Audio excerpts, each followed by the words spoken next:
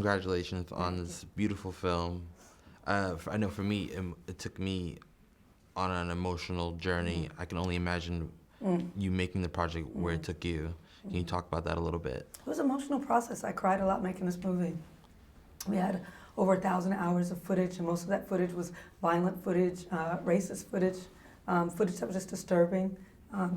Excuse me. We were wrestling with a lot of really complex themes and issues, and so it was hard to sit through and also try to pick and carve and curate and craft what I wanted to share with audiences. So it was an emotional journey. What were one of the first initial questions when you were putting together the film that you were asking? What were some of those initial things and thoughts?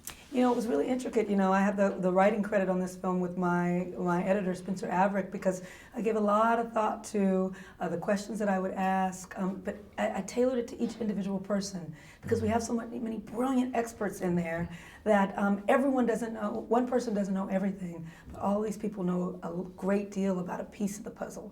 And so I tried to do the interview in a way that I got all my information, all my questions out about their area of specialty. And then I knew that I was going to be putting that together with other areas. So there wasn't one question. It was pretty detailed. You mentioned all your different interviewees.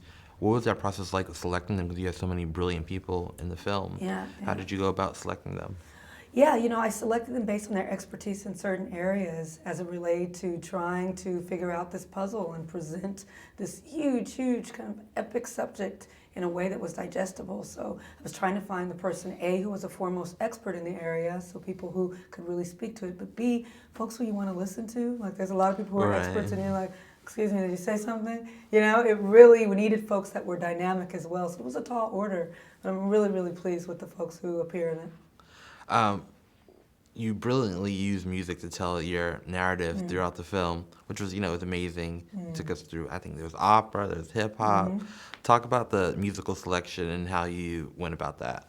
My idea was to amplify the fact that Black artists have been trying to speak to this problem and have been speaking to their people about this problem through music. Very true.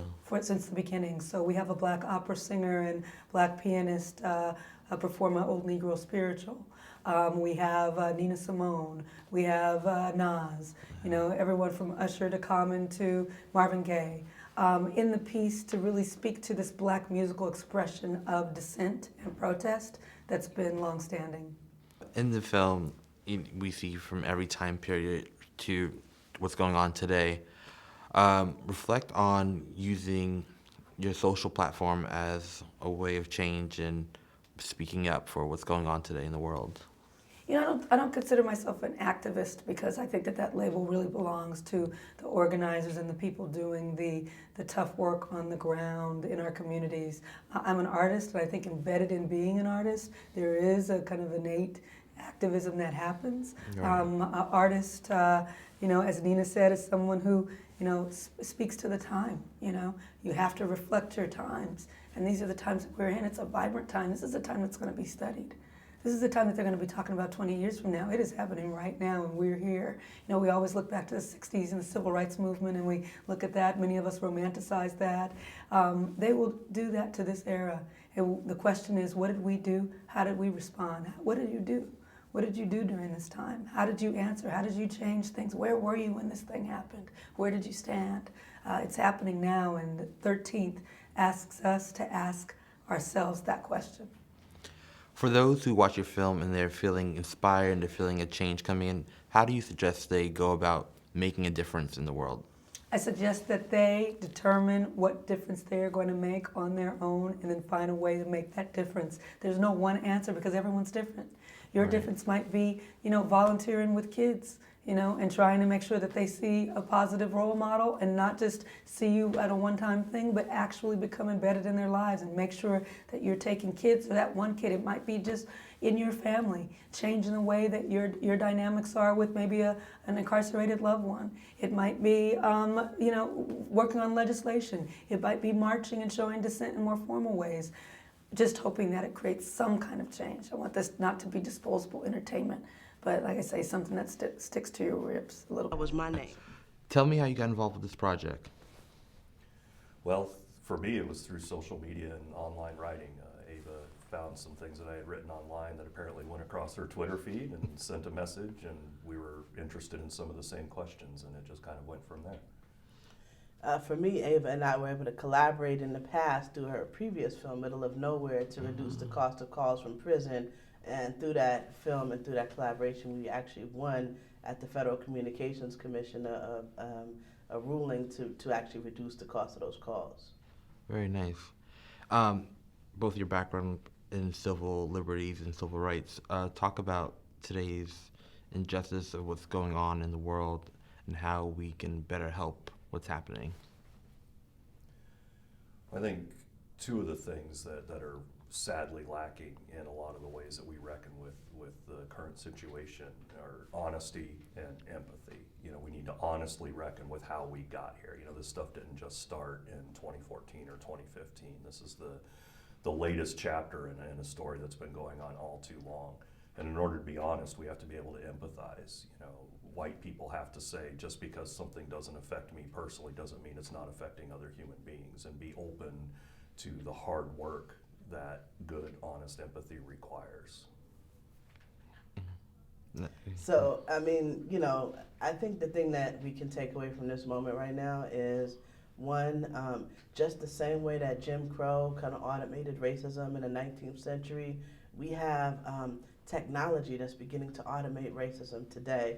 And I think that, you know, from electronic monitors to the use of stingray devices to the aerial surveillance in Baltimore, I think that, you know, all of the issues that Ava talked about in her film are not only, they're not 17th century, 18th century, 19th century issues only, they're also 21st century issues. And we need to begin to confront these issues in new ways for the new time. You mentioned technology, and technology has played such a huge role in today in the movement. Talk about the importance of that and why we should continue with that. Well, technology, if used in the right ways, can be an enormously democratizing tool. You know, but the danger is that, you know, you have people say, well, you know, today's worse than it was ever been. You know, and we just see more of it today than has ever been the case. So we need to understand that, but the ways in which technology brings more people to the table, opens up the flow of information, allows people to see and to hear and to feel what's happening, that impact, I don't think, can be overstated.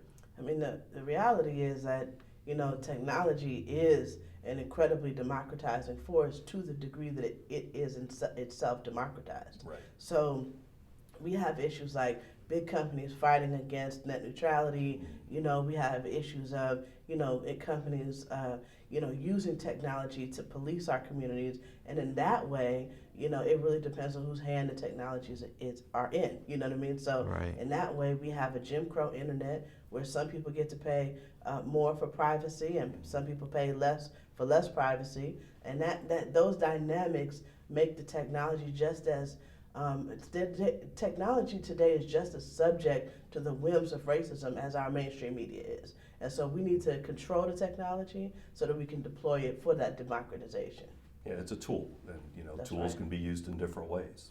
Very true. And then for people who watch this film and they're feeling a change and feeling inspired, how do you think they should go about that once seeing the film? Get involved and local level on up. You know, we focus so much on the presidential campaign, especially this year at this time. But the fact of the matter is that real change and real political coalitions are done at the grassroots level. So you know, what are the social justice groups in your community? Who are the people that are leading the various causes in your community? When are your school board elections? When are your city council elections? It's that type of hard work of getting involved in coalition building. That's the way that change is effective, because that's, if you look at the right has gotten so powerful over the past several decades. If you look at things like ALEC, it was built from the local level on up. That's right. And Black Lives Matter, Black Youth Project, Million Hoodies Movement for Justice, all of these organizations operate in cities across the country. Join them. Yeah.